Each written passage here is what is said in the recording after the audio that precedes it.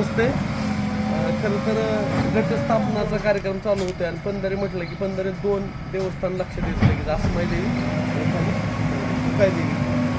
रोडची झालेली दुरावस्था त्याच्यातून परवा बरेच जण म्हणले होते की अण्णासाहेब रोडला बघा, ग्रामपंचायत मार्फत बघा, अपेक्षा असते परंतु ते म्हणतात की ग्रामपंचायतमधल्या बऱ्याच टेक्निकल अडचणी आहेत. म्हणून आज अण्णासाहेबांनी खर्चातून मुरुम स्वतः आणलेला आहे, रोडला टाकलेलं आहे, JCB ॲडजस्टमेंट केली 2 आणि प्लस वरचे बल्ब. लोकांना वाटतंय की ग्रामपंचायतीमार्फत झालं पाहिजे, परंतु अण्णासाहेब ग्रामपंचायतीमार्फत झालं पाहिजे का होत नाही? कारण टेक्निकल अडचणी खूप साऱ्या ग्रामपंचायतला खूप अडचणीचं सामान द्यायला लागते. ग्रामसेवक नसतील, बाकीचे नसतील, निवडून लागणारा वेळ आणि आपली व्यवस्थापन आता 2-4 दिवसावर आलेली. आपल्याच लेडीज सगळ्या इथं रोज पाठी संध्याकाळी पाया पडायला जातात.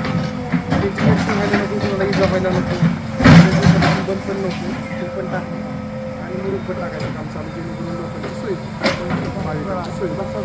समाजकारण आणि राजकारण करत असताना अशी लोक लागतात की एखादा प्रश्न मांडल्याच्या नंतर ज्या ग्रामपंचायतीतून होत असतील तिथं काही अडचणी येत असतील तर त्या अडचणी सांगत बसण्यापेक्षा स्वखर्चातून अशी कामं जे नक्कीच येणाऱ्या काळात आसमाईला जी भाविक येणार इथं, तुम्ही आम्ही येतो, वाहनं येतात, आपल्या जिल्हा परिषद शाळेची मुलं येतात, शिक्षक येतात, सगळ्यांनाच फायद्याचं आहे. रोडची तर साईडची घाण काढली जाते, मुरुम टाकला जातो, JCB लेवल केली जाते, रोडला आम्हाला बल्ब टाकले जात आहेत. तिकडं बघा तुम्ही लेवल टाकलेली तिकडं मुरुमाची, अजूनही एक गाडी तिकडून आलेली.